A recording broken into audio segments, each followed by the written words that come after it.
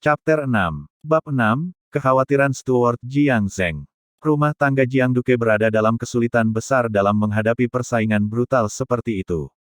Hanya ada setengah tahun lagi sampai pengadilan naga tersembunyi, dan kinerja Jiang Chen sebelumnya hanya dapat disimpulkan dengan satu kata, bencana. Ada banyak pemeriksaan yang harus diselesaikan sebelum persidangan, tetapi beberapa bahkan belum dimulai. Bahkan tanpa insiden di ritus penyembahan surgawi, Jiang Chen hanya memiliki peluang 30 hingga 40% untuk lulus dari persidangan. Dia adalah salah satu pesaing panas untuk penurunan pangkat keluarga. Namun, Jiang Chen sekarang sama sekali tidak berkecil hati. Bahkan, dia agak bersemangat. Pemerintahan yang kuat adalah yang tertinggi. Tampaknya aturan bertahan ini berlaku dari mereka yang berada di posisi yang lebih tinggi hingga masa umum di bawah tanpa kecuali. Aku tidak bisa berlatih dalam kehidupan masa lalu aku dan dengan demikian tidak memiliki kesempatan untuk mengalami ini. Tetapi sekarang aku hidup di tahun-tahun kehidupan yang paling mulia. Aku tidak bisa melewatkan ini. Petik 2. Dalam kehidupan masa lalunya, dia memegang posisi agung putra Kaisar Langit. Tidak ada yang berani menyinggung dia. Namun, konstitusi Yin-nya menghalangi dia untuk berlatih. Tidak mungkin bahkan mempertimbangkan menyembunyikan identitasnya dan melibatkan orang lain dalam pertempuran penyamaran. Dalam kehidupan ini, dia akhirnya bisa berlatih sepenuh hati dan menikmati kemuliaan naik ke puncak cara bela diri. Ini adalah panggung yang dia nikmati. Karena aku sudah berjanji pada Lu Timur bahwa aku akan memasuki istana dalam 3 hari untuk mendiagnosis sang putri, aku perlu memanfaatkan 3 hari ini. Belum lagi identitasku saat ini sebagai salah satu kandidat untuk uji coba naga tersembunyi. Masih ada 6 bulan sampai ujian akhir untuk pengadilan. Sebagai pewaris pangkat seorang Duke Jiang Han, meskipun posisi adipati tidak berarti banyak, aku setidaknya harus mendapatkan wajah untuk ayah tua aku yang imut, bukan? Aku tidak bisa membiarkan ayah tua kehilangan sesuatu seperti pangkat seorang Duke itu. Petik 2. Saat ia mengatur pikirannya, Jiang Chen menyadari bahwa waktu adalah esensi. Seseorang harus memberikannya kepada mereka, orang-orang yang melakukan hukuman cambuk pasti tahu barang-barang mereka. Lupakan Jiang Chen di masa lalu, bahkan praktisi yang 2 kali lebih kuat akan sulit ditekan untuk selamat dari cobaan itu. Nasib sialnya adalah nasib baik dan tubuh baru Jiang Chen ini, tetapi tubuh ini terluka cukup parah. Jika dia tidak menguasai luka-lukanya, lupakan tentang memasuki istana dalam 3 hari untuk menyembuhkan sang putri, dia bahkan akan melewatkan ujian kecil ujian pada akhir bulan. Percobaan naga tersembunyi mengadakan tes kecil setiap bulan dan semua skor bersifat kumulatif. Banyak pekerjaan rumah akan turun jika seseorang melewatkan tes dalam 1 bulan. Jiang Chen sebelumnya sudah berutang banyak pekerjaan rumah. Jika ini terus berlanjut, dia mungkin akan gagal dari ujian sebelum ujian akhir. Ini persis seperti yang tidak diinginkan Jiang Chen. Dalam kehidupan masa lalunya, sebagai putra Kaisar Surgawi, dia telah menghabiskan jutaan tahun untuk meneliti dan menyempurnakan dao alkimia. Meskipun ia sama sekali tidak berharga untuk budidaya bela diri, ia adalah seorang ahli alkimia terkenal di dunia alkimia. Banyak guru alkimia telah meminta ajarannya di dao alkimia. Jika ini adalah kehidupan masa lalunya, setiap pil acak akan memungkinkannya untuk sepenuhnya pulih dan menderu dengan vitalitas. Tapi itu adalah kehidupan masa lalunya, tidak mungkin kehidupan ini dapat memenuhi hal itu. Adalah hal yang baik bahwa Jiang Chen telah bertanggung jawab atas perpustakaan Tianlang selama jutaan tahun dan membaca gulungan dan buku yang tak terhitung jumlahnya. Pengetahuannya tidak mengenal batas, mulai dari akal sehat hingga jalan para dewa sendiri. Menangani jenis cedera ini adalah hal kecil. Setelah istirahat malam, Jiang Chen berpikir singkat keesokan paginya, mengeluarkan kuas dan tinta, dan menulis daftar. Jiang Zheng. Dia berteriak ke arah pintu. Duke of Jianghang telah menunjuk Jiang Zheng menjadi pelayan pribadi Jiang Chen, yang bertugas mengurus kehidupan sehari-hari Jiang Chen dan memenuhi kebutuhan sehari-harinya. Jiang Zheng telah menerima bagiannya dari cambukan lidah atas insiden di Autumn Crane.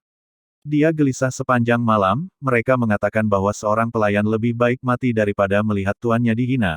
Oleh karena itu, Jiang Zheng seharusnya mati karena mengabaikan tugasnya. Tapi dia tidak bisa menerima kenyataan itu. Dia telah cukup rajin melayani tuan muda ini, tetapi adipati muda itu benar-benar tidak akan pulih. Para pelayan dan kepala pelayan dari dukedom lain menjalani kehidupan yang baik sambil melayani tuan mereka. Hanya makan dan minum yang terbaik dan dipandu kemanapun mereka pergi.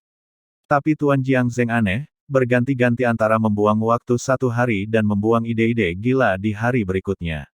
Sebagai tambahan, Tuan muda ini selalu mengatakan pada Jiang Zeng untuk disalahkan jika ada yang selatan. Oleh karena itu, ia telah memadamkan kebakaran yang adil dan menyalahkan sedikit pada hari-hari ia telah melayani Jiang Chen. Tidak hanya Jiang Zeng yang merasa kekurangan status yang meningkat dengan jabatannya yang dianugerahkan, tetapi ia juga merasa bahwa ia sedang dikerjakan sampai mati. Katakan misalnya, uang. Tuan muda ini menghabiskan uang semudah bernafas. Jika seorang teman masuk ke situasi yang sulit hari ini, ia akan memperbaikinya dengan uang. Jika ada saudara lain yang bermasalah besok, ia akan menidurkannya lagi. Meskipun Adipati Jiang Han bermurah hati dengan uangnya, dia tidak bisa mengimbangi laju pengeluaran tuan muda. Itu baru pertengahan bulan, namun tunjangan seluruh bulan telah dihabiskan. Dengan demikian, Jiang Zeng sekarang hanya ingin ditinggal sendirian dan menghitung berkahnya jika itu damai dan tenang. Kepalanya mulai terasa sakit begitu dia mendengar suara Jiang Chen. Tapi dia tidak bisa menolak panggilan tuannya. Duke muda, hambamu tidak kompeten dan tidak merawatmu. Harap menghukum hamba kamu dengan berat. Bahkan jika kamu menarik pekerjaan pelayan kamu tidak akan menghirup satu dunia pun yang sakit. Jiang Zeng segera jatuh ke lantai dengan membungkuk begitu dia masuk. Kata-kata, tidak kompeten, dan tolong hukum berat, hanyalah kata-kata kosong. Duke Jiang Han tidak mengejar masalah ini lebih lanjut, yang berarti Jiang Zeng telah berhasil membebaskan semua tanggung jawab. Meskipun adipati muda ini baik untuk apa-apa dan tidak memiliki keinginan untuk maju dalam hidup, ia tidak memiliki kebiasaan buruk menjadi kejam terhadap bawahannya. Jika itu adalah Jiang Chen sebelumnya, dia kemungkinan besar tidak akan memahami arti sebenarnya di balik kata-kata Jiang Zeng. Tapi Jiang Chen saat ini telah mengalami jutaan tahun, memiliki pemahaman yang baik tentang sebagian besar masalah, dan fasih dalam dinamika sosial. Makna lagu dapat diperoleh dari melodinya. Orang bisa tahu bahwa pelayan Jiang Zeng telah menderita terlalu banyak di tangan Jiang Chen sebelumnya, dan ingin membuang semuanya dan berhenti. Jiang Chen tidak mengungkapkan niat pelayan dan tertawa kecil, Jiang Zeng ayahku bermaksud memberi kamu kekayaan dan kehormatan ketika dia menunjuk kamu untuk aku. Sayangnya, kamu tidak menikmati kekayaan dan kehormatan selama waktu ini dan telah bekerja keras tanpa henti untuk membersihkan setelah aku dan memadamkan api. Aku telah mencatat layanan setia kamu. Petik 2. Jiang Zeng menatap dengan bingung, ke arah mana angin bertiup dari hari ini. Di mana sang duke muda mempelajari kata-kata penghiburan dan kehangatan ini. Jiang Zeng, kita sudah kehabisan uang saku bulan ini, kan? Jiang Chen tidak menunggu Jiang Zeng untuk menanggapi dan bertanya sambil tersenyum bahwa, pada saat yang sama tampaknya tidak menjadi senyuman. Jiang Zeng tidak pernah menikmati percakapan yang bijaksana dan tidak tahu bagaimana harus merespons.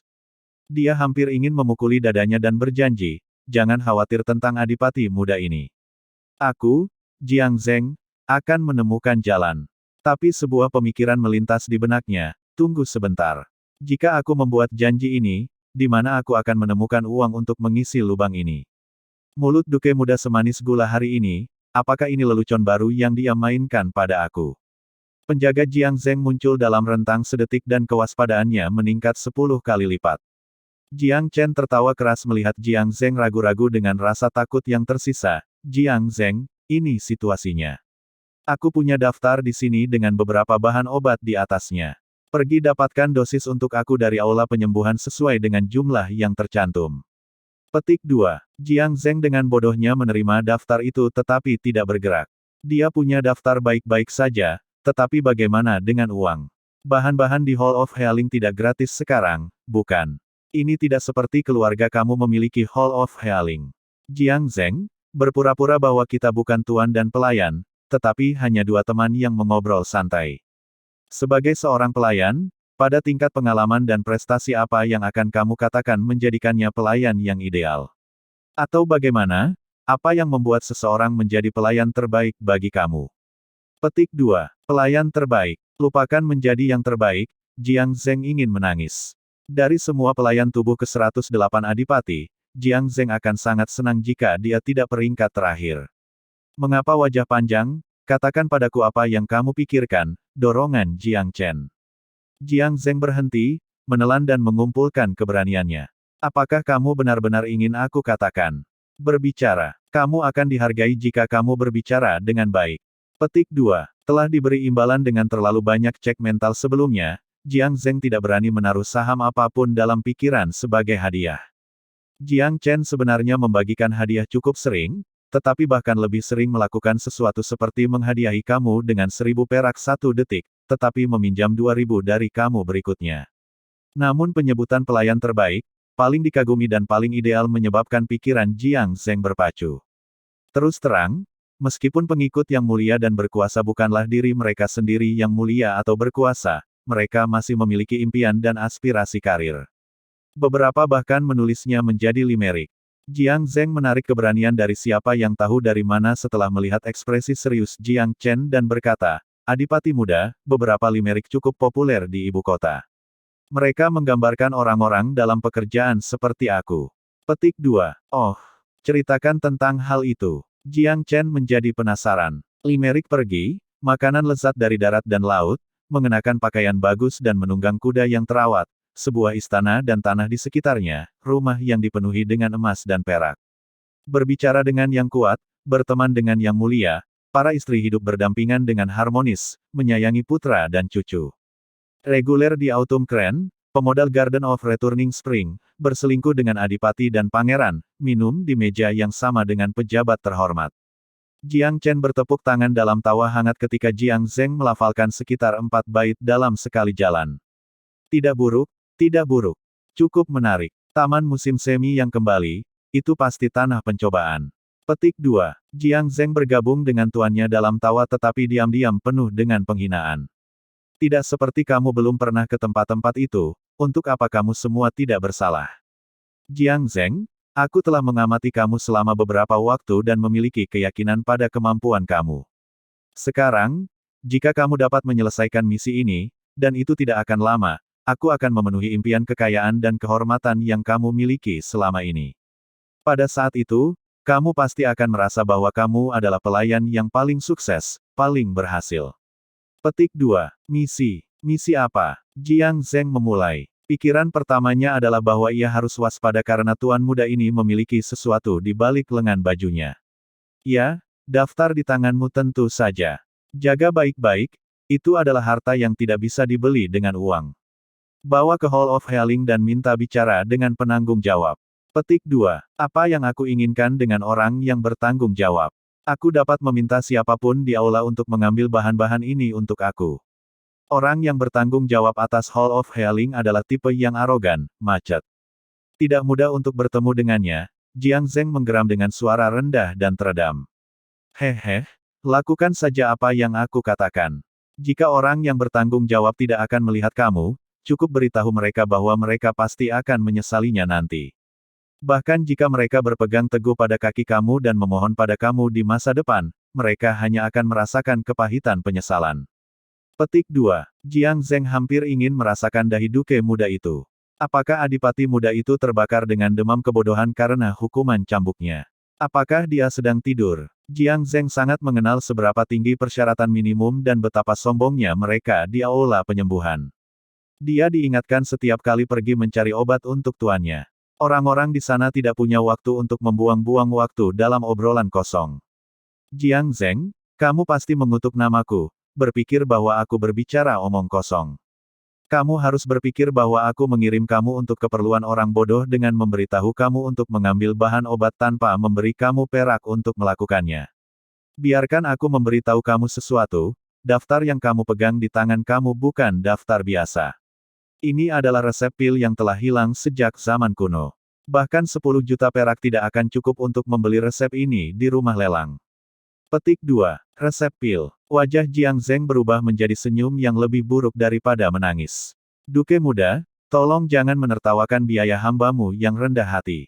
Sejak kapan keluarga Jiang kami memiliki obat pil kuno? Apakah kamu merasa bahwa pelayan kamu yang rendah hati belum mencapai batas kapasitas emosinya dan berharap agar dia tahu bagaimana rasanya didorong ke sudut? Petik 2. Jiang Zheng tertawa sampai matanya merah. Dia benar-benar akan menangis. Chapter 7. Bab 7, Panggung, Pride, dan Kegembiraan Jiang Zheng. Jiang Zheng serius ingin mogok ketika berhadapan dengan tuan seperti itu. Uang saku bulan ini sudah habis, dan bahan-bahan dalam daftar ini tidak mungkin diperoleh tanpa 10.000 perak. Untuk menggunakan daftar tunggal ini dan meminta 10 juta perak sebagai gantinya, bukankah ini tanda kegilaan belaka? Silakan, menangis. Seorang lelaki yang menangis bukanlah kejahatan. Jiang Chen terkekeh, tapi bagaimana jika aku memberitahu kamu bahwa daftar ini berasal dari para dewa? Apakah kamu masih gila? Petik 2. Aku mengobati penyakit sang putri. Apakah kamu juga berpikir aku gila? Petik 2. Bahkan jika aku gila, akankah aku menyeret ayahku, seluruh keluargaku ke dalam ini? Aku mungkin baik untuk apa-apa, tapi aku tidak begitu tidak berotak, kan?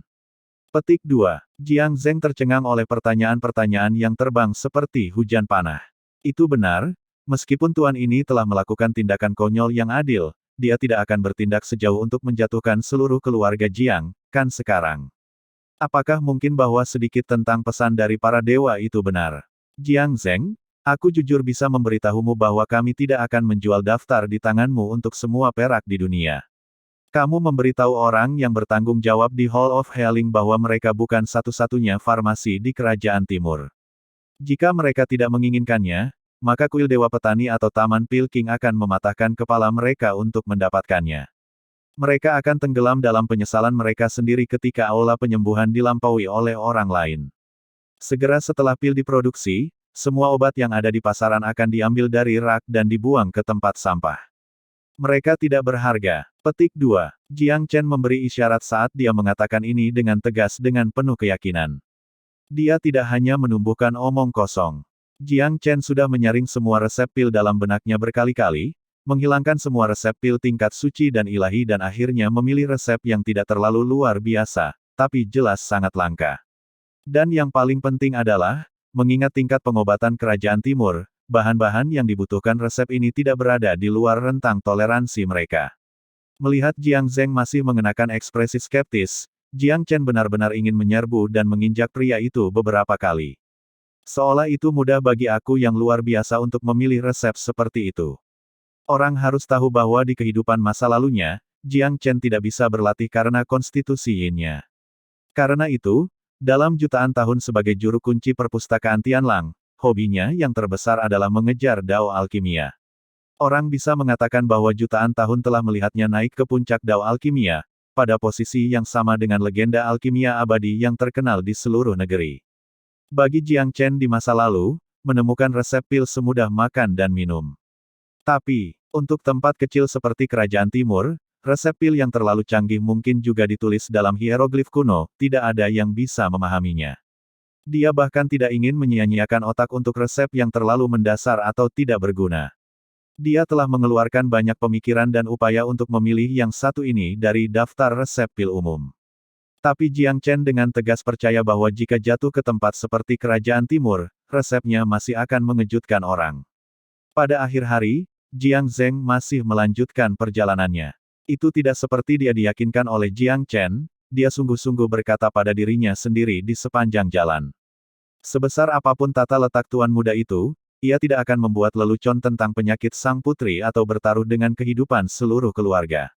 Jadi, dia dengan tegas berusaha meyakinkan dirinya sendiri bahwa mungkin para dewa memang memandang kebaikan tuan muda itu, dan mungkin dia memang mendapatkan resep pil yang tak ternilai sebagai hasilnya.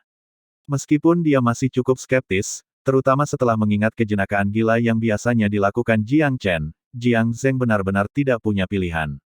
Meskipun dia tahu ini konyol dan tidak bisa dipercaya, dia masih harus mempersiapkan diri dan mencobanya. Kalau tidak, meskipun dia dapat mengatur, dengan kulit giginya, untuk mengumpulkan cukup uang bersama dan membeli semua bahan yang terdaftar, dia akan pulang ke jenis bencana yang berbeda ketika dia menghadapi istrinya. Mereka mengatakan bahwa menjadi pelayan muda Duke adalah sesuatu yang berkokok dan berjalan mondar-mandir, tetapi mengapa aku merasa bahwa hari-hariku begitu menyedihkan? Dia secara tragis menyeka sudut-sudut matanya dan berjalan dengan lesu ke sudut Hall of Healing. Jika itu benar-benar terjadi, aku hanya akan membiarkan mereka mengejek dan mengejekku untuk sementara waktu. Bagaimanapun juga, ini bukan yang pertama kalinya. Jiang Zeng merasa sedikit lebih baik setelah pemikiran ini menghantamnya. Hall of Healing adalah kekuatan terkenal dan berpengaruh di kota kekaisaran. Bangunan-bangunannya sangat indah. Ketika Jiang Zheng sampai ke tangga depan aula penyembuhan, ia merasa kedua kakinya mati rasa. Rasa takut mulai tumbuh di hatinya ketika dia memikirkan tentang sikap angkuh dan nada meremehkan dari rekan di aula penyembuhan. Itu, aku butuh bahan obat. Jiang Zheng mengumpulkan keberaniannya beberapa kali sebelum akhirnya berhasil melewati pintu depan dan ke counter. Rekan di Hall of Healing semuanya terlatih secara profesional sebelum mulai bekerja. Keterampilan pertama yang dilatih adalah kemampuan untuk mengingat wajah. Wajah-wajah mana yang perlu disimak, yang perlu disanjung, wajah mana yang cukup dengan sikap normal, dan yang oleh rekan-rekannya bisa menjadi penghalang. Wajah Jiang Zheng adalah wajah yang tidak dikenal, dan dengan demikian secara alami seseorang yang rekannya bisa menjadi P3L4 cur. Pak, membeli bahan obat tidak apa-apa. Tapi mari kita bicara tentang aturannya dulu. Aula tidak melakukan bisnis dengan kredit, bahan-bahan, dan uang harus dibayar penuh. Petik 2. Jiang Zheng buru-buru berkata, uang tunai, aku punya uang tunai. Rekan itu melirik daftar itu dan menjentikkan beberapa manik-manik pada sempoa. 8 jenis bahan level roh total, 9.800 perak sesuai dengan berat bahan. Sama seperti biasa, bayar dulu, baru bahannya. Petik 2. Jiang Zheng memerah dan batuk palsu 2 kali. Dia dengan ringan mengetuk konter dan berkata, aku ingin berbicara dengan orang yang bertanggung jawab. Apa? Wajah rekan itu menjadi gelap. Tidak ada uang. Beraninya kamu meminta bahan tanpa uang. Petik 2. Kamu ingin berbicara dengan penanggung jawab. Apakah kamu tahu seberapa sibuk kepala aula? Setiap menitnya bernilai puluhan ribu perak, bagaimana dia punya waktu untuk kamu? Bisakah kamu memikul tanggung jawab dan biaya membuang-buang waktu mereka? Petik 2. Pergi keluar pintu dan belok kanan. Baca aturan aula. Apakah mudah berbicara dengan kepala? Apakah kamu seorang pangeran atau menteri, atau adipati yang terhormat? Jika kamu ingin bahan-bahan kamu membayar, jika tidak keluar dari jalan aku dan jangan ganggu kami dari melakukan bisnis. Rekan itu mengepakkan tangannya dengan ekspresi tidak sabar di wajahnya, ludahnya hampir menyemprot wajah Jiang Zheng. Tingkat ketidaksukaan yang terlihat adalah sama seperti jika rekan itu mengusir lalat yang mengganggu. Bukannya Jiang Zheng tidak menerima bagian penghinaan dan cemoohannya di aula penyembuhan sebelumnya. Bukannya dia adalah seseorang yang tidak bisa menjalani perawatan semacam itu. Yang benar adalah, dia telah menanggung terlalu banyak selama waktu ini. Apakah mereka benar-benar harus sombong? Benar-benar harus seperti P3N1S. Jiang Zheng tidak tahan lagi, sikap khusus rekan ini adalah sedotan yang mematahkan punggung unta, dia meletus. Jenis logam ditampar keras ke meja. Jiang Zheng memberikan tamparan tegas pada rekan itu, buka matamu yang tidak berharga dan perhatikan baik-baik apa ini. Orang yang bertanggung jawab bernilai 10.000 perak sebentar. Apakah aku berkenan memberitahu kamu bahwa aku bernilai beberapa juta perak per menit? Petik 2. Berani-beraninya kamu menunda bisnisku, aku bisa membuat toko penyembuhan Hall of Healingmu. Apakah orang tua kamu tahu bagaimana kamu menjadi karyawan yang hebat dan luar biasa? Apakah kepalamu tahu? Petik 2. Rekan itu melihat bintang-bintang dari kekuatan tamparan itu. Dia memegang wajahnya, tatapan tidak percaya tertulis di matanya. Ini adalah aula penyembuhan. Salah satu tempat paling menonjol di seluruh ibu kota kekaisaran. Dalam pekerjaan sehari-hari, bahkan keluarga bangsawan dan berkuasa harus ditahan, sopan, dan akomodatif ketika mereka datang ke sini. Tapi hari ini, dia dipukul. Dan oleh seseorang yang berpakaian sangat polos, seseorang yang jelas bukan pelayan dari keluarga yang mulia dan kuat. Apakah langit mengalah? Dia segera berteriak seperti babi yang disembelih, seseorang datang untuk menyebabkan masalah di aula, dia memukuli orang-orang. Kerumunan prajurit lapis baja lengkap dengan persenjataan segera keluar begitu teriakan seperti babi yang disembelih terdengar. Seseorang yang tampaknya memegang posisi otoritas juga berjalan keluar dari belakang. Dia baru saja akan marah ketika melihat penghasut biasa, berpakaian biasa ketika medali naga mengilat di konter menangkap matanya. Ekspresinya langsung berubah drastis. Administrator Hei, itu anjing seorang budak yang berani memukulku. Ini bukan pemukulan hanya untukku, tetapi juga ditujukan pada nama Hall of Healing yang disucikan. Rekan yang dipukuli itu segera dicambuk seperti anak kecil melihat orang tua mereka ketika dia melihat wajah yang dikenalnya. Segera setelah dia selesai, tamparan yang lebih bersih dan kejam mendarat dengan baik di pipinya. Tamparan itu melemparkannya beberapa meter jauhnya dari meja. Tetapi kali ini, adalah administrator He yang telah menamparkan asosiat tersebut. Kamu hal yang tidak berharga, apakah matamu tumbuh di pantatmu? Beraninya kamu membalas seorang tamu terhormat. Itu adalah tamparan yang memang pantas, kamu pantas mendapatkannya jika kamu dipukuli sampai mati. Petik 2. Setelah menegur rekannya, ekspresi mengancam dia berubah menjadi wajah yang diliputi senyum, seolah-olah musim semi telah kembali ke bumi. Tuan, bawahan aku buta dan telah menyinggung diri bangsawan kamu. Dia menoleh untuk berteriak pada para prajurit, apa yang kamu lakukan? Duduk-duduk menonton cat kulit, enyahlah. Petik 2. Para pejuang ini jelas-jelas berada di bawah komando administrator He ketika mereka akan berhadapan dan berbaris pergi setelah menerima perintah mereka. Jiang Zheng tidak mengharapkan pergantian peristiwa ini. Dia sebenarnya benar-benar kehilangan rasionalitasnya saat ini dan telah meletus di bawah tekanan. Sejujurnya, Tuan Muda telah memberinya medali emas ini. Dia bahkan tidak tahu apa itu, hanya saja Tuan Muda itu mengatakan itu mungkin berguna.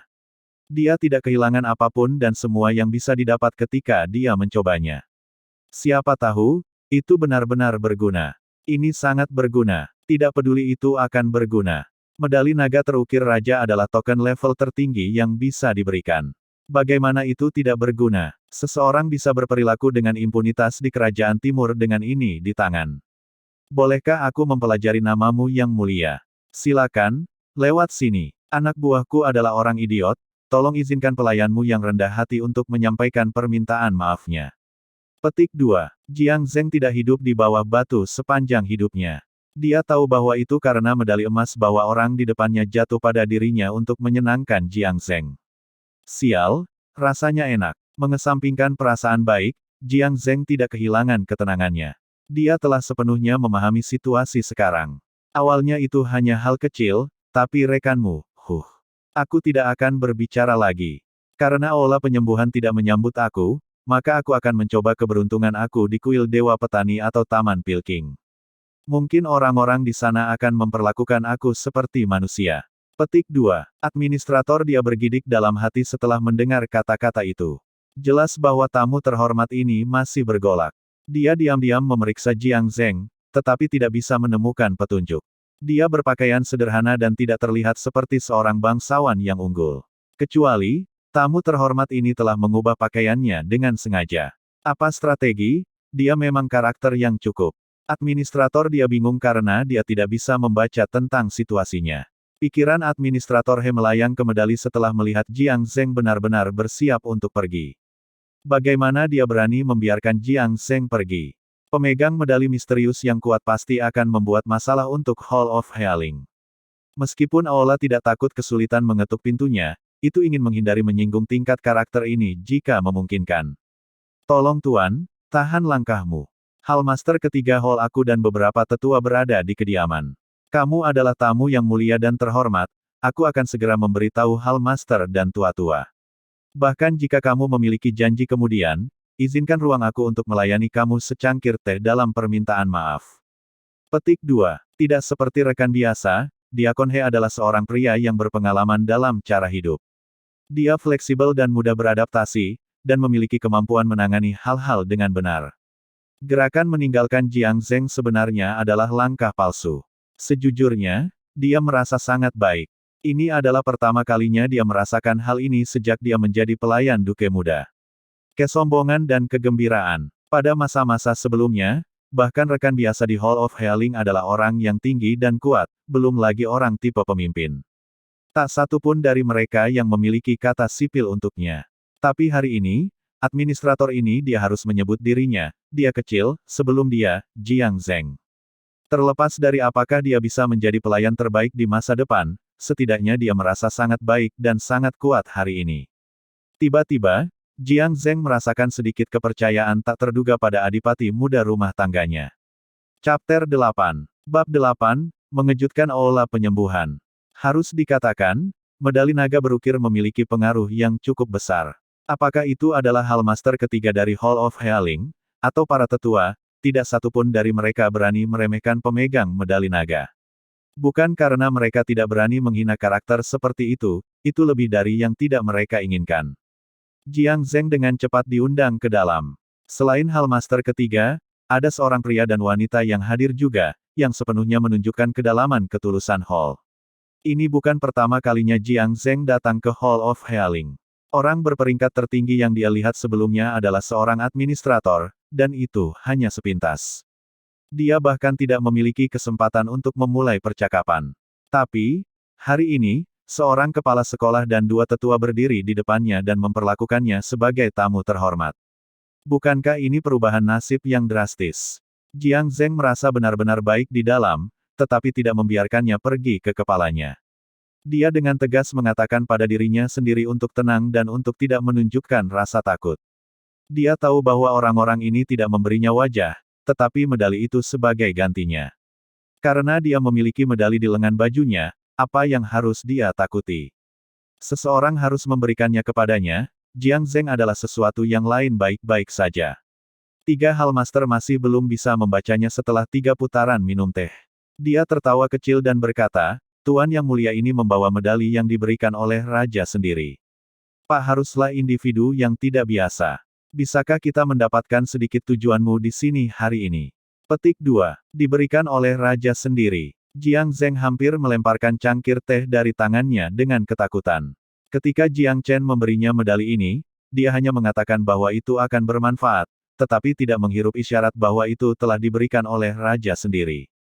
Dia akhirnya mengerti mengapa aula penyembuhan begitu sopan.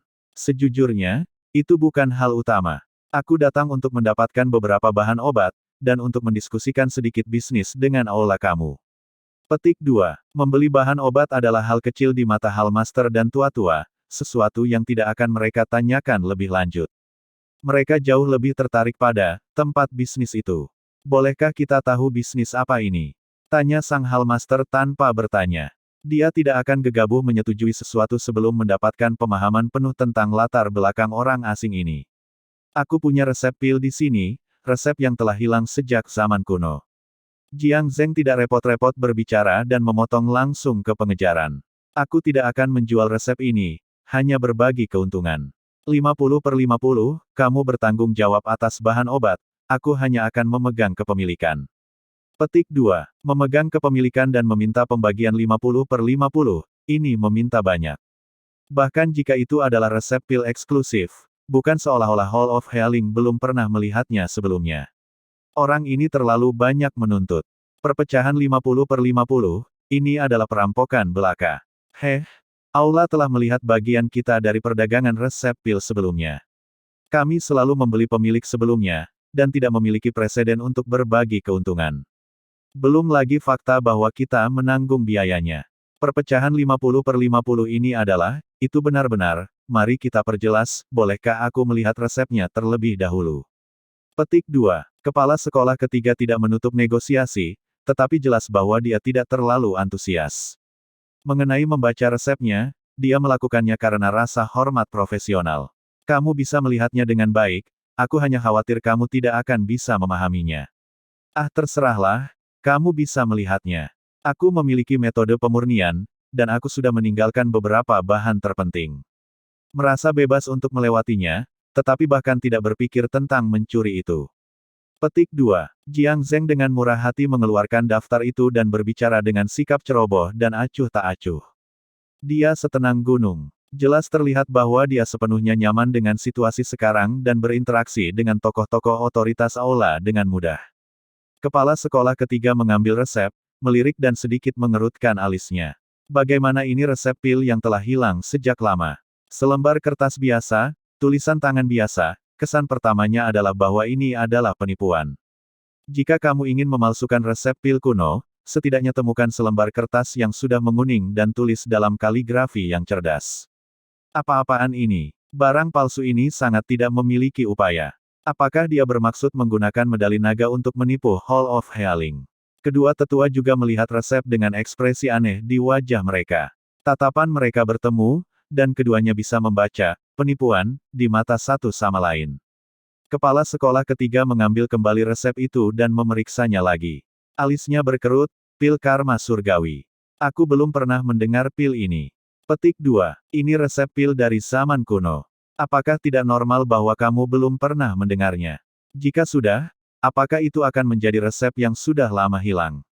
Jiang Zheng dengan tenang membasahi bibirnya dengan seteguk teh. Dia meletakkan cangkir teh dan tutupnya di atas meja dengan satu gerakan halus. Kamu sudah melihat resepnya sekarang tetapi tidak bisa mengenali nilai sebenarnya. Akan ada orang lain yang bisa. Aku tahu pikiran kamu. Kamu berpikir bahwa tulisan dan tulisan tangan ini terlihat terlalu biasa, dan itu palsu. Ah, terserahlah. Seseorang tidak dapat berbicara dengan serangga musim panas tentang es. Jika kamu mengerti, kamu tidak membutuhkan kata-kata penjelasan. Jika kamu tidak melakukannya, maka tidak ada bedanya jika aku berbicara sampai wajah aku biru. Aku tidak akan mengganggumu lagi. Selamat siang. Meskipun Jiang Zheng berbicara dengan sikap yang bebas dan mudah, hatinya berdebar seperti drum. Ini adalah skema terakhirnya, bermain keras untuk mendapatkannya. Berpura-pura menjadi karakter yang dalam, berpura-pura tidak peduli.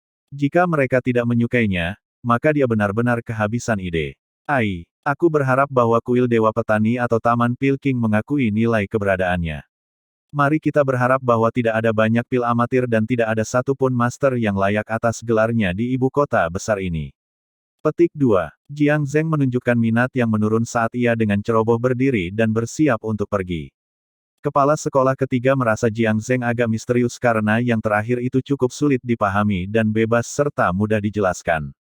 Jika tamu mereka pergi begitu saja, itu berarti aula penyembuhan tidak menawarkan penghinaan. Secara logis, mereka seharusnya cukup senang dengan pergantian peristiwa ini. Tetapi karena suatu alasan, Hallmaster ketiga merasa bahwa jika mereka membiarkan tamu ini pergi seperti ini, Hall akan kehilangan sesuatu. Keingintahuannya memuncak, Hallmaster ketiga berseru, "Tuan, tolong tahan langkahmu. Hallmaster tuanku Hall dan Hallmaster kedua akan kembali hanya dalam beberapa hari. Meskipun aku tidak tahu pil ini, mungkin mereka." Lupakan saja. Kesempatan dan keberuntungan tidak menunggu siapapun. Aku datang ke aula penyembuhan dengan iseng hari ini. Aku tidak memiliki kesabaran untuk menunggu beberapa hari untuk kamu. Siapa yang mengira bahwa aula penyembuhan yang agung tidak akan memiliki satu orang pun yang dapat mengenali nilai dari resep ini. Sayang sekali, sayang sekali. Petik 2. Jiang Zheng maju dengan mundur, dan meningkatkan permainannya untuk bermain keras.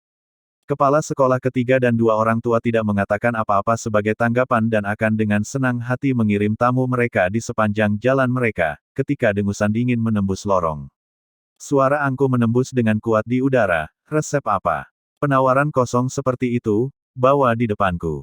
Petik 2. Jiang Zheng ragu-ragu dan akan berbicara ketika kepala sekolah ketiga tersenyum, itu akan menjadi Tetua Sun. Tetua Sun adalah orang asing, tetapi ahli yang tinggal di aula dan kelas berat di dunia kedokteran pil.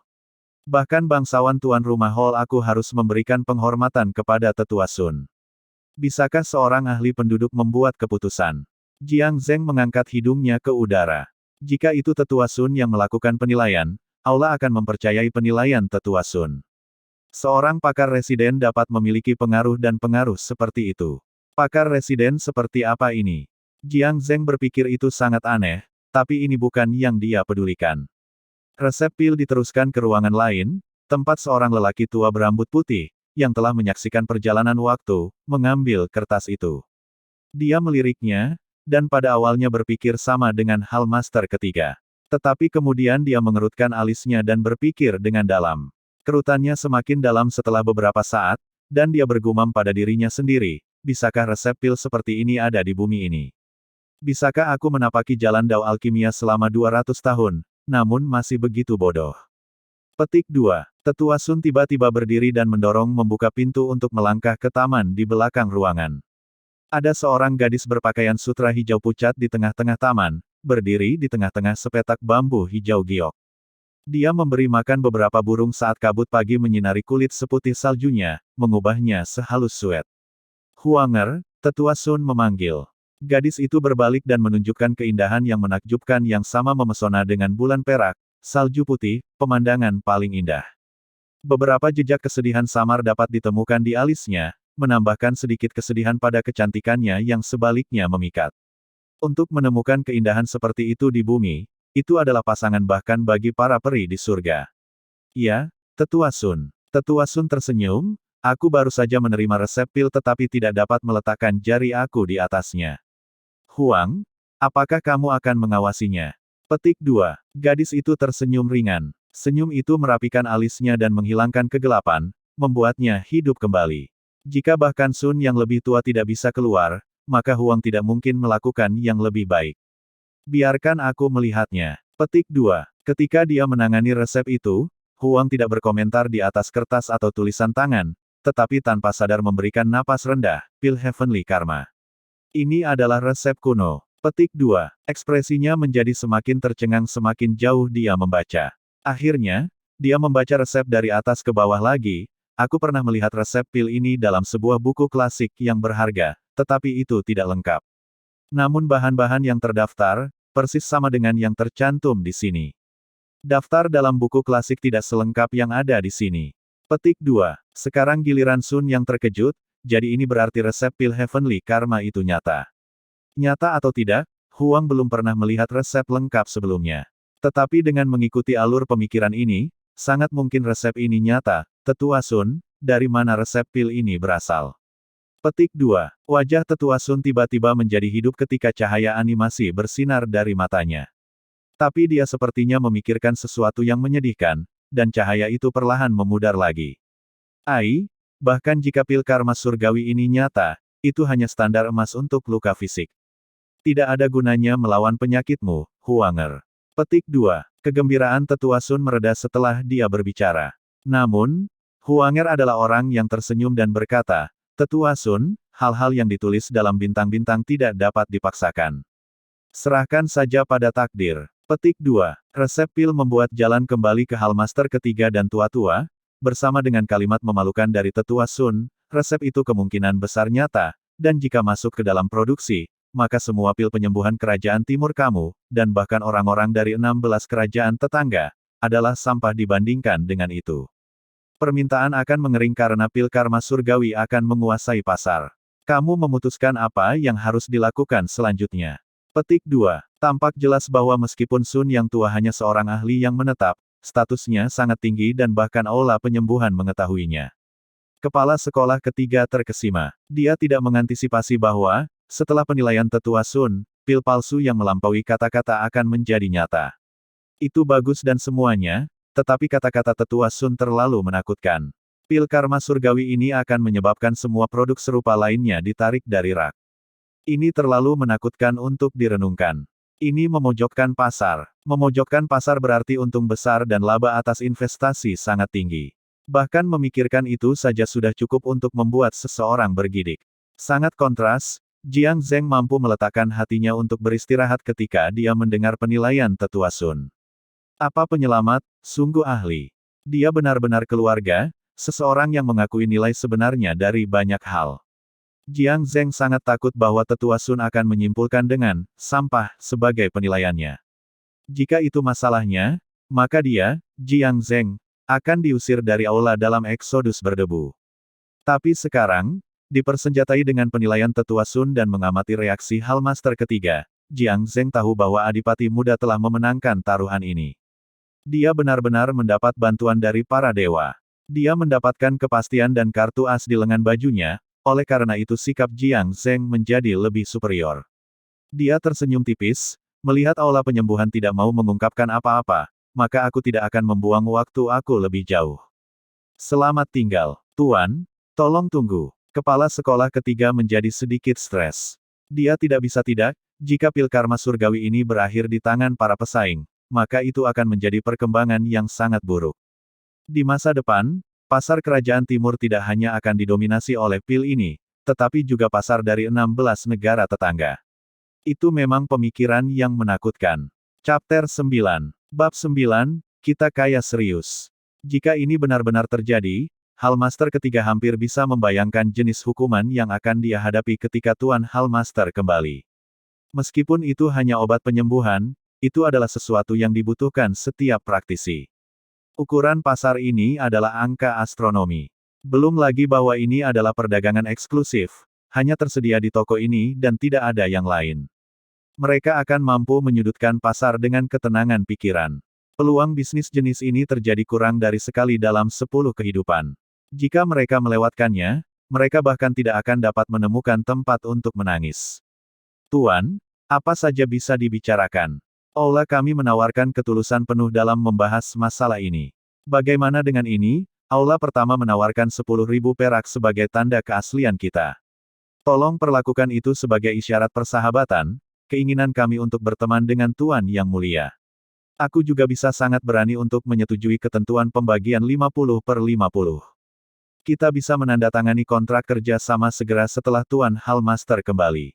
Petik 2. Jiang Zheng sangat senang bahwa bunga-bunga hampir bermekaran di hatinya, namun ia ingat kata-kata Jiang Chen.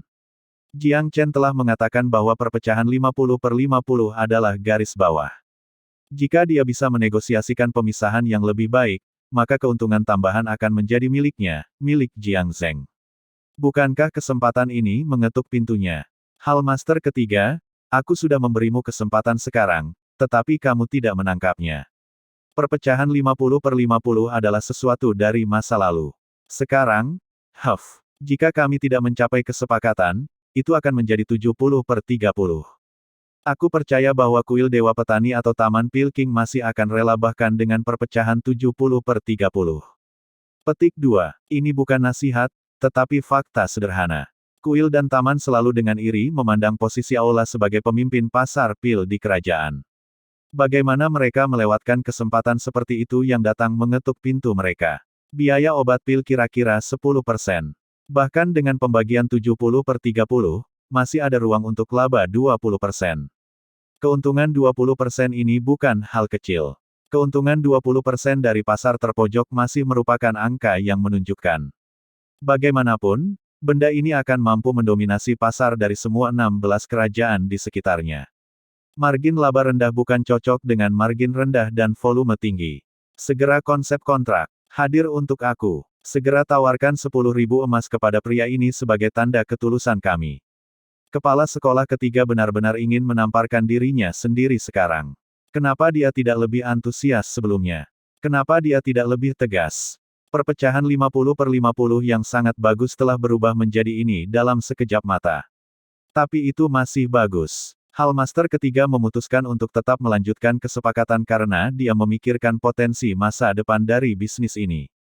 Lebih baik tidak menjengkelkan pria ini lebih lanjut. Perpecahan 70/30 akan menjadi nyata jika dia berubah pikiran lagi. Itu akan kehilangan 10% laba lagi. Jiang Zheng merasa dia dikelilingi oleh kebahagiaan dan kepuasan setelah dia menerima 10.000 emas. Dia menepuk pundak Hallmaster ketiga, kamu pria yang cukup menyenangkan. Mari kita berpisah, aku akan melakukan 60 dan kamu lakukan 40. Kita bisa dengan senang hati menyelesaikan ini. Petik 2. Jiang Zheng hampir lupa bagaimana dia sampai di rumah. Dia merasa seluruh tubuhnya melayang dan dia akan pergi ke awan ketika dia berjalan di jalan. Dia terlalu senang, terlalu bersemangat. Begitu bersemangat sehingga dia hampir curiga bahwa dia sedang bermimpi. 10.000 emas tidak ada di matanya sekarang. Kontrak telah dirancang, dan dia telah meninjaunya. Dia ingat bahwa adipati muda itu telah berjanji bahwa dia, Jiang Zheng akan dapat menjaga keuntungan dari pembagian apapun lebih menguntungkan daripada garis bawah 50/50. Tapi dia belum menandatanganinya. Bagaimanapun, Tuan Muda harus mempertimbangkan ini. Dia hanya bawahan, dan tidak berani melangkahi tempatnya dengan menandatangani kontrak tanpa perintah tegas dari tuannya. Jiang Zheng mengandalkan ujung jarinya.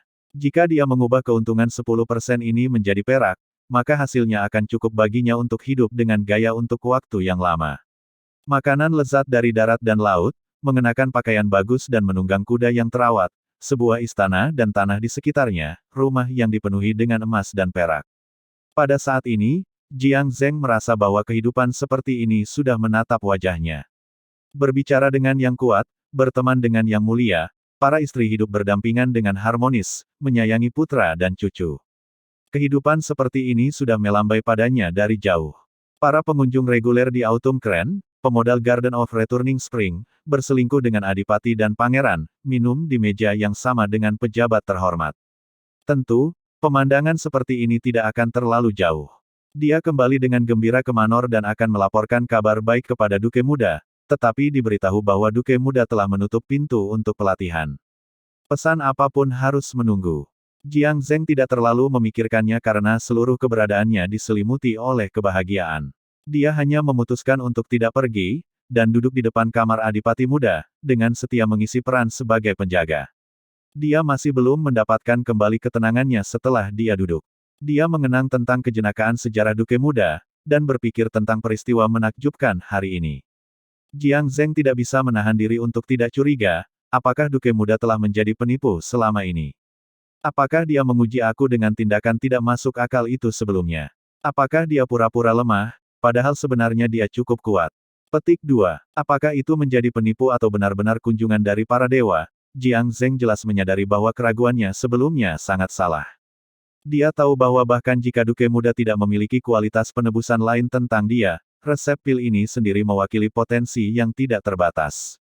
Sebagai pelayan dan pelayan pribadi Duke Muda, itu akan menjadi kesalahan besar jika dia tidak tetap dekat dengan langkah Duke Muda. Aku sebelumnya bodoh karena ingin berhenti. Syukurlah Adipati Muda itu masih percaya padaku, Jiang Zheng. Aku harus melakukan pekerjaan dengan baik di masa depan. Apa untung dan ruginya momen penting? Duke Muda itu belum pernah bergerak sebelumnya hanya karena dia tidak mau. Sekarang setelah dia membuatnya, itu benar-benar gerakan yang luar biasa. Sepertinya Adipati Muda itu bukan orang biasa.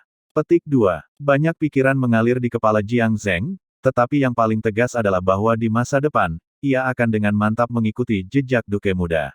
Dia bahkan tidak akan mengerutkan alisnya jika mereka memanjat gunung yang terbuat dari pisau, atau menyelam ke lautan api. Bukankah tujuan seorang pramugari mengikuti master untuk mendapatkan kekuatan dan kekayaan? Semakin dia berpikir, semakin banyak darah Jiang Zheng berdenyut. Dia akan memiliki lebih banyak status sekarang di rumah, dan bisa memberi kuliah bahwa kuning menghadapi istrinya untuk tidak begitu pendek. Mengapa aku, Jiang Zheng, harus mencoba salah satu dari pelayan lainnya? Jadi mereka sementara kaya dan sementara posisi tinggi, kesepakatan aneh besar. Bisakah mereka semua ditambahkan bersama-sama sesuai dengan hasil tangkapan aku hari ini? Sementara Jiang Zheng dengan senang hati memimpikannya cetak biru menjadi bahagia selamanya, Jiang Chen mengambil langkah pertama di jalur pelatihan di masa lalu dan masa kini. Orang harus mengatakan, Jiang Chen yang lalu adalah lambang kemalasan. Potensinya berada di persentil teratas di antara semua 108 ahli waris pangkat seorang duke, tetapi upaya yang ia lakukan tanpa diragukan adalah yang terendah. Anak ini benar-benar tidak baik. Semua potensi ini, sia-sia. Jiang Chen agak tidak puas dengan masa lalunya. Divisi penguasaan bela diri di dunia ini ditentukan oleh langkah awal pelatihan Ki sejati. Di dunia ini, dasar-dasar bela diri Dao adalah, ada 12 titik akupuntur utama dalam tubuh seseorang, dan 12 meridian mengalir melalui mereka. Seseorang dapat membersihkan meridian dengan membersihkan acu poin, dan menyatukan energi tubuh menjadi satu arus Ki sejati. Secara keseluruhan, ada 12 meridian Ki benar di dunia Ki sejati. Tetapi di Kerajaan Timur, tidak ada seorang pun yang bisa mendapatkan 12 meridian Ki benar dengan menghapus semua 12 meridian, melalui membersihkan 12 titik akupuntur. Oleh karena itu, ada sebuah kalimat di dunia pelatihan, 12 tingkat Ki sejati memisahkan ular dan naga. Apakah seorang praktisi naga atau ular bergantung pada berapa banyak titik akupuntur yang bisa dia bersihkan di tubuhnya? Secara umum, membersihkan 3 berarti melewati 3 meridian Ki sejati disebut ranah Ki sejati awal. Tipe orang ini sedikit lebih kuat daripada orang kebanyakan. Mereka cocok untuk bergabung dengan militer dan berperang, atau menjaga rumah. Jika seseorang melampaui 3 dan berada dalam 6 level, itu dihitung sebagai tingkat menengah benar Ki. Praktisi tingkat ini menikmati status yang lebih tinggi di antara para praktisi bela diri. Apakah itu bergabung dengan militer atau mencoba pekerjaan mereka di profesi lain, mereka akan mencapai hasil yang baik. Adapun untuk melampaui 6 level dan bertahan dengan 9 level, maka itu sudah memasuki level lanjutan dari Ki sejati. Ada sangat sedikit dalam level mahir. Jika seseorang menjadi praktisi tingkat lanjut, maka ia akan menjadi karakter yang cukup di wilayah Kerajaan Timur. 9 tingkat di atas akan dielu-elukan sebagai Master Ki sejati, tetapi itu adalah bulu-bulu Phoenix atau sisik naga yang langka. Mereka sedikit dan jauh di antaranya di seluruh Kerajaan Timur. Siapapun yang bisa berlatih ke tingkat ke-9 atau lebih tinggi akan diberi gelar Master Ki sejati dan Jenius Dao bela diri.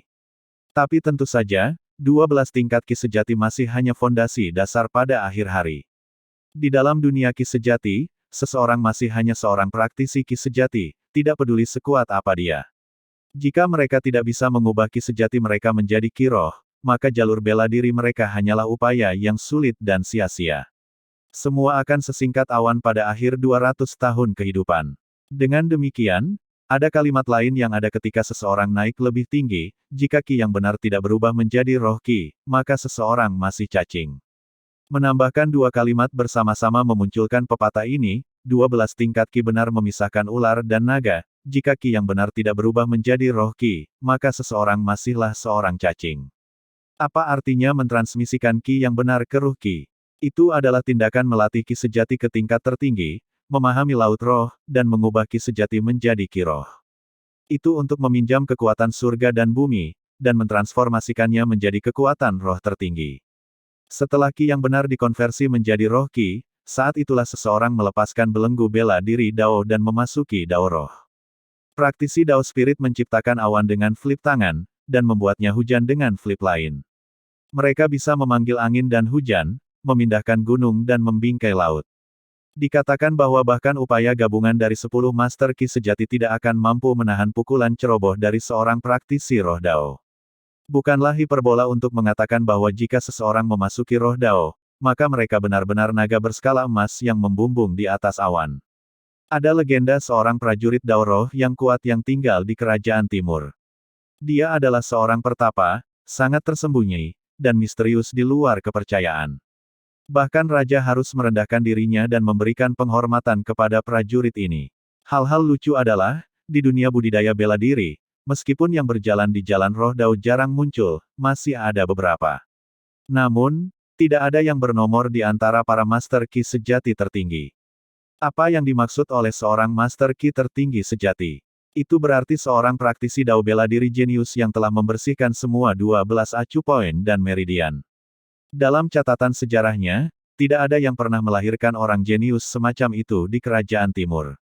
Bahkan 16 kerajaan di sekitarnya sangat jarang membual tentang 12 meridian Master Ki sejati bahkan lebih jarang daripada praktisi Dao roh. Adapun 11 meridian, masing-masing kerajaan memiliki segelintir dari mereka. Tetapi karena alasan yang tidak diketahui, tidak ada 12 meridian Ki Master sejati.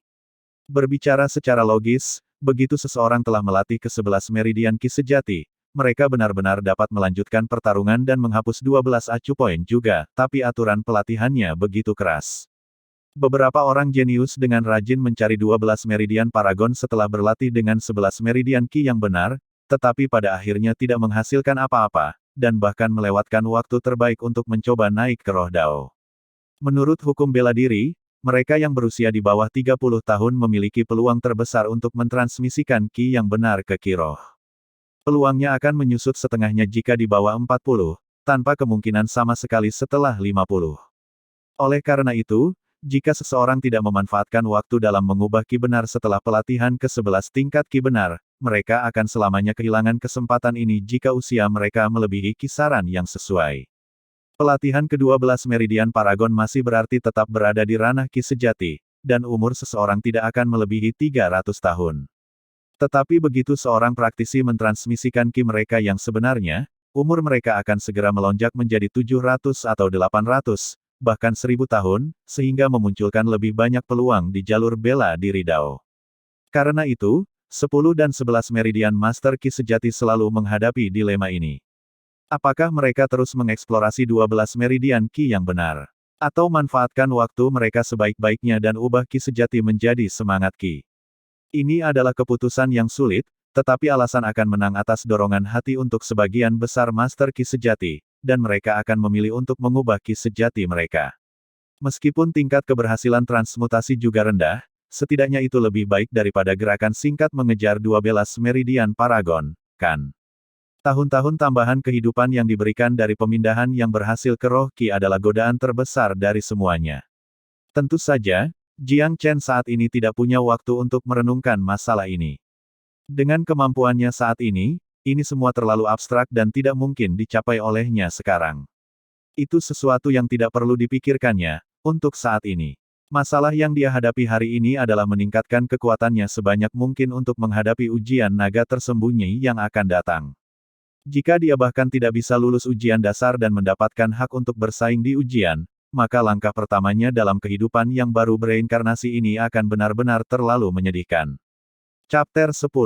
Bab 10, Terobosan, For Meridian Truki. Jiang Chen sebelumnya telah mulai melatih tubuhnya sejak usia 6 tahun. Melihat usianya 15 tahun ini, ia telah menghabiskan 7 atau 8 tahun membersihkan 3 titik akupuntur, dan menyatukan 3 meridian ki sejati. Mencapai 3 meridian ki sejati akan menjadi prestasi yang cukup jika dia adalah anak dari keluarga biasa lainnya. Tapi dia adalah putra seorang duke, dan dilahirkan dengan sendok emas di mulutnya. Garis keturunannya bagus, sumber daya melimpah, dan potensi luar biasa. Untuk mencapai hanya 3 meridian ki sejati setelah pelatihan bertahun-tahun itu adalah kegagalan di antara kegagalan. Sejujurnya, Adipati Jiang Han adalah seorang ayah yang tanpa syarat memihak putranya, dan sangat pemaaf. Jiang Chen mendesah ringan di antara tawa, tetapi tidak tertekan. 12 level ki sejati. Jika aku ingat dengan benar, ini adalah jenis pelatihan dasar, hanya siklus kecil dari jalur kultivasi. Ini adalah tingkat keberadaan terendah di antara semua jenis pelatihan. Dalam kehidupan masa lalu aku adalah penjaga perpustakaan Tianlang, dan fasih dalam semua aspek pengetahuan ilahi dan umum. Sekarang setelah aku bereinkarnasi, bagaimana aku bisa berlatih di jalan yang tidak penting? Petik 2. Meskipun dia berpikir seperti ini, kenyataannya kejam dan harsh. Meskipun penuh dengan kebijaksanaan dan teori, dia hanya bisa pasrah untuk berjalan di jalur kultivasi yang diabaikan ini dengan kondisi tubuhnya saat ini. Dengan tubuhnya saat ini, dia mungkin akan berlatih sampai mati dan masih belum menunjukkan apa-apa untuk itu jika dia mulai segera berlatih banyak metode besar. Jiang Chen agak tertekan. Ini seperti duduk di atas sebaran hidangan lezat dari darat dan laut, tetapi dia terbatas pada memasangkan hanya asinan dengan acar berasnya. Namun, Jiang Chen tidak terlalu sedih karena dia tahu. Jalur kultivasi adalah sama untuk semua. Banyak jenius telah muncul dari rakyat jelata biasa untuk naik ke posisi legendaris. Tapi bukankah mereka semua mulai dengan berlatih metode bela diri kecil yang sama? Aku akan mengamati kebiasaan tempat ini dan bahkan akan memperbaiki metode kecil ini. Petik 2. Jiang Chen cukup percaya diri. Begitu dia memikirkan hal ini, seluruh dirinya menjadi bahagia secara spontan. Haha. Aku terlalu banyak berpikir barusan. Bukankah ini sebuah lelucon yang sangat besar sehingga aku ingin membatalkan hukum kultivasi begitu aku tiba di dunia ini? Meskipun aku tidak bisa mempraktikkan banyak metode agung, bukankah aku memiliki banyak cara untuk mempercepat kemajuan aku di dunia ki sejati yang remeh ini, dan mengejar yang hebat? Petik 2. Jiang Chen benar-benar kehabisan ide jika dia ingin menggunakan tubuh ini untuk berlatih metode besar. Tetapi mempraktikkan metode-metode minor dalam bidang ki sejati, dia punya banyak ide saat itu. Si idiot ini, tidak heran ki sejatinya sangat lemah. Bagaimana ki sejatinya seharusnya membaik ketika dia memancing selama 3 hari dan memberikan jaring untuk 2 hari. Petik 2. Dan, cara dia menggunakan untuk mengedarkan ki sama sekali tidak benar. Metode bernafas ini sepenuhnya omong kosong. Petik 2. Ya Tuhan, apakah bocah ini bahkan menghabiskan 1 ons upaya untuk pelatihan? Bagaimana dia bisa salah urutan sirkulasi ki benar? Karakter apa? Petik 2. Ini menggelikan. Seseorang perlu membersihkan 12 titik akupuntur, tetapi para praktisi di dunia ini tidak memiliki metode untuk memetakan titik akupuntur mereka. Eksplorasi bahkan diperlukan. Petik 2. Jiang Chen menemukan beberapa masalah setelah beberapa sirkulasi ki acak. Hal yang paling histeris adalah bahwa itu adalah persidangan yang sangat sulit setiap kali seorang praktisi membersihkan acupoint. Banyak trial and error yang terlibat. Tampak jelas bahwa titik akupuntur tersebar secara acak di setiap tubuh praktisi, tanpa sajak atau alasan. Tetapi, apakah dunia ini tidak memiliki metode untuk menemukan titik acupoint? Jiang Chen mengidentifikasi beberapa metode untuk menemukan titik akupuntur hanya dengan mencari secara acak melalui ingatannya. Tetapi yang tidak dia ketahui adalah bahwa jika metode-metode yang dia petik secara acak dari ingatan ini disebarkan ke dunia, mereka akan menyebabkan demam dan pergolakan hebat. Kelihatannya keadaan biasa yang aku reinkarnasi menjadi sangat lemah sampai-sampai berada di peringkat bawah. Jiang Chen telah mendapatkan pemahaman lebih lanjut tentang hal-hal spesifik dari kehidupannya saat ini. Setidaknya, itu sangat buruk di bidang metode pelatihan. Mungkin, kerajaan timur kekurangan sumber daya hanya di bidang pelatihan. Apakah mereka lebih kuat di bidang lain? Jiang Chen tidak punya niat untuk mendiskontokan siapapun. Dia tidak punya hak untuk memandang rendah kerajaan timur. Lagi pula, meskipun ia penuh dengan rahasia alam semesta, dengan tingkat pelatihannya saat ini, setiap praktisi acak di jalanan ibu kota dapat menghancurkannya semudah menginjak seekor semut. Jiang Chen memperbaiki dan memperbaiki setiap masalah yang dia temukan sebelumnya. Dia mengetuk 3 meridiannya dan mulai mengedarkan 3 meridian Qi di tubuhnya. Pada awalnya, karena pengalamannya, Jiang Chen merasa mengendalikan Qi agak sulit. Dia menjadi jauh lebih mahir, dan mengendalikan 3 meridian Qi menjadi lebih mudah setelah beberapa siklus. Pada awalnya, gerakan Qi sangat lambat, seolah-olah cacing bergerak melalui tanah. Gerakannya menjadi lebih cepat dan lebih cepat selama beberapa jam. Tiba-tiba, 3 meridian Qi bergemuruh menuju beberapa bagian dalam tubuh. Mereka seperti 3 air banjir yang membanjiri dataran, benar-benar runtuh dan menenggelamkan bendungan. Perasaan nyaman yang hampir membuat seseorang ingin menangis dengan puas memenuhi tubuh Jiang Chen, dan aliran darah langsung ke otaknya. Seluruh tubuhnya terasa sangat nyaman, seolah-olah hendak terbang. Perasaan terburu-buru itu membentuk arus udara panas dan mengalir menuruni meridian seperti hujan musim semi yang lembut, secara spontan menciptakan jalur baru di dalam tubuhnya. Acu poin Qi keempat, dibersihkan. 4 meridian Qi benar. Seseorang harus mengatakan, tubuh ini memiliki potensi yang bagus untuk memulai. Jiang Chen telah merangkum poin-poin penting pelatihan dari ingatannya dan telah mengoreksi kesalahan masa lalunya. Hasilnya seketika, 3 meridian asli Qi benar yang menyedihkan telah segera naik ke 4 meridian Qi benar. Dan dia, Jiang Chen, telah melangkah keluar dari ranah Qi awal dan bergabung dengan barisan ranah menengah dari Qi sejati. Hahaha, siapa yang akan berpikir pelatihan adalah perasaan yang luar biasa. Pikiran Jiang Chen penuh dengan berbagai pemikiran saat berhasil menyelesaikannya mengambil langkah ini. Mereka semua mencurahkan dan datang ke kepala, sejenak membuatnya kewalahan dengan emosi. Itu bukan jalan yang mudah. Dia adalah putra Kaisar Langit yang agung dalam kehidupan masa lalunya, tetapi tidak dapat berlatih karena konstitusi yin-nya. Dia telah menunggu jutaan tahun, dia menunggu sampai bencana itu tiba dan mendapatkan hak untuk berlatih karena reinkarnasinya. Bagaimana mungkin Jiang Chen tidak memiliki perasaan campur aduk ketika memikirkan semua yang telah terjadi sebelumnya? Jiang Chen sekarang seperti pelahap rakus dari zaman kuno, penuh kelaparan dan keserakahan terhadap budidaya. Setelah ia menstabilkan meridian Qi benar keempat, ia memilih metode True Acu Point Resonance, dan dengan mudah menunjukkan lokasi acu point kelima. Tentu saja, Jiang Chen tahu bahwa itu adalah hal yang mudah untuk menemukan acu point kelima.